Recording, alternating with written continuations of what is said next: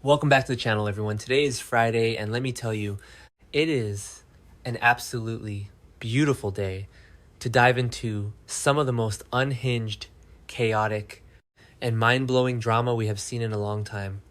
Grab your coffee, grab a snack, or maybe even pour yourself a drink, because we have a massive mountain of Port Charles madness to unpack today.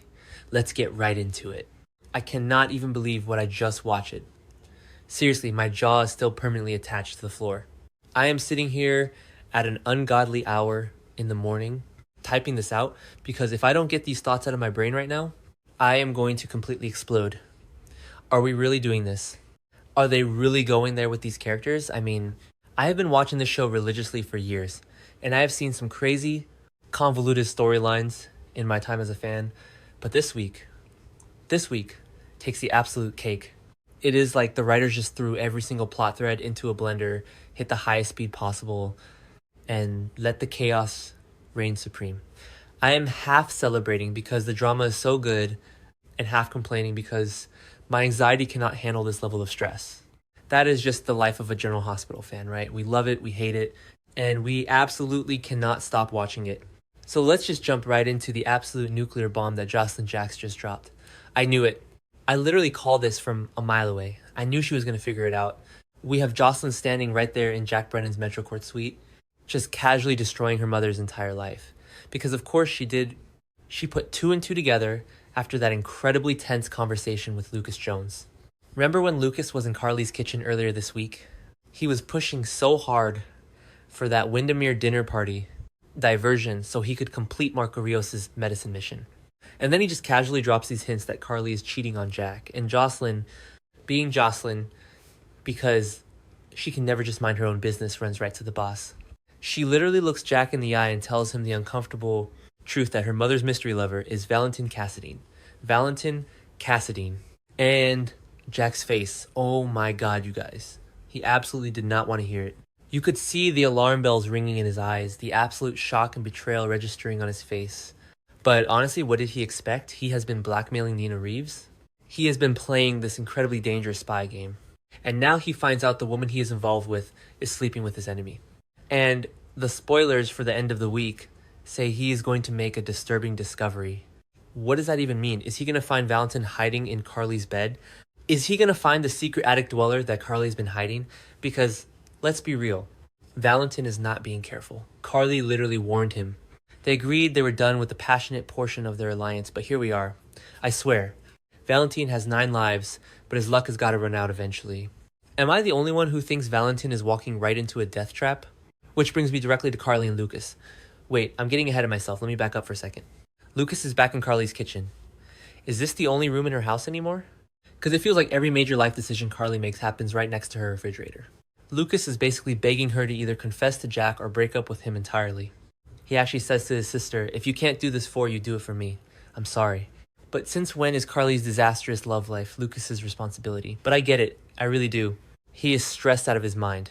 He is trying to complete Marco's mission. He is dealing with Britt Westbourne screaming at him about cold fusion. And now he has to manage his sister's messy romantic entanglements. It is too much for one guy. But here is the massive glaring problem with Lucas's advice.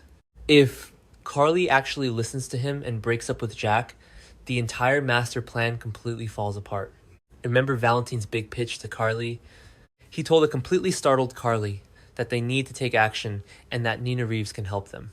Valentin literally ambushed Nina in her own living room to offer her a deal to delete Jack's blackmail video. If Carly dumps Jack now, they lose their inside access. They lose the element of surprise.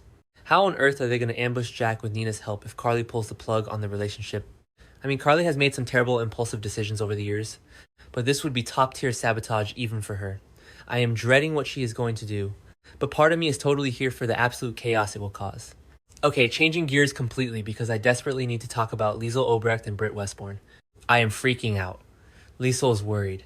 And let me tell you, when Liesel Obrecht is worried, the rest of Port Charles should be absolutely terrified. She goes to Britt because Jocelyn has been asking questions about Caesar Faison and Nathan West. Nathan, just hearing his name makes me so emotional. I miss Nathan so much. Why is Jocelyn asking about Nathan? And then Britt, who's already hanging on by a thread, just casually spills the biggest secret ever. Jocelyn is in the WSB. Jocelyn Jax is in the WSB. Make it make sense. Am I the only one who completely missed the memo on this? Since when is Carly's college-aged daughter a fully fledged international spy? I mean, let's look at Britt's state of mind right now. Britt is already at her absolute breaking point.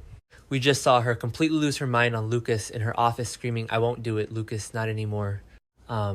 She is terrified about her Huntington's disease. She is stressed out of her mind over Jason Morgan's uncertain fate. And she is being forced to complete her evil father, Cesar.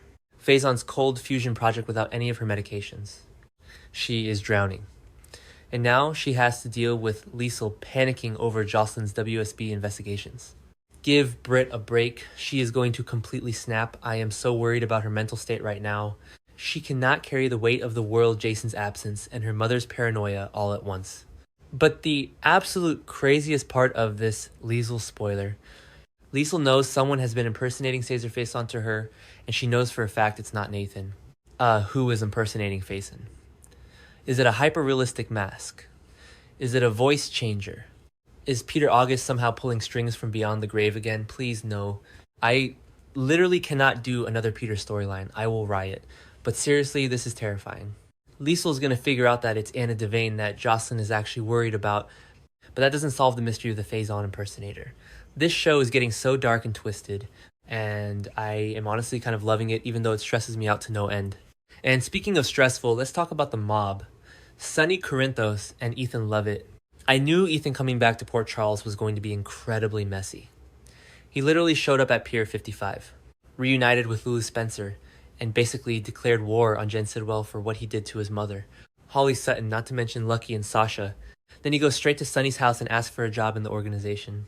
Rick Lansing was standing right there looking at Ethan like he was a rat, asking Sonny how they know Ethan isn't infiltrating them, and Sonny just accepts the risk. Typical Sonny. He always thinks he's the smartest guy in the room, even when all the red flags are waving right in his face. So now Sonny tells someone he has another job for them and it has to be Ethan. But Ethan is suspicious, and he should be. Ethan is itching to eliminate Sidwell right this second. He wants revenge for his family, but Sonny wants to hold back. Why?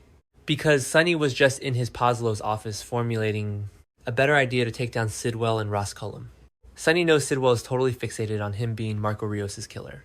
Sonny is playing 4D chess, trying to maneuver all the pieces perfectly, and Ethan is just playing checkers. Ethan wants blood right now, and he doesn't care about the collateral damage. And Ethan is incredibly suspicious of Rick too, as he should be. Rick has been whispering in Sonny's ear this whole time, planting seeds of doubt. Is Rick setting Ethan up to take a fall? Is Ethan setting Sonny up to get to Sidwell? It is a complete circle of paranoia.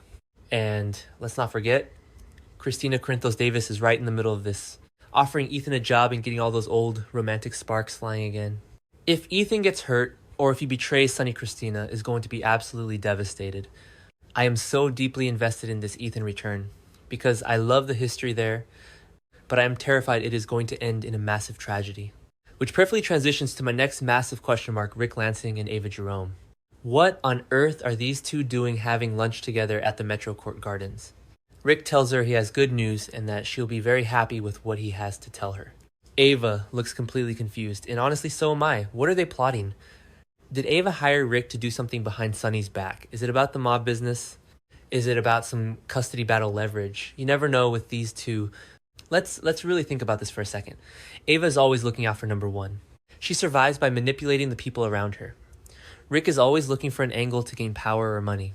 Maybe Ava wants exclusive information on Jen Sidwell so she can play her own game. Maybe she wants leverage over Sonny.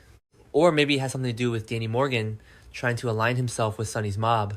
Rick just delivered bad news to Alexis Davis about Danny bending the rules of justice. Could Ava be using that information for her own gain? Whatever it is when Rick and Ava team up. The rest of Port Charles better watch their backs. It is a toxic, lethal combination of brilliant legal manipulation and ruthless mob survival instincts. I am terrified of what they are cooking up. I just need to take a deep breath.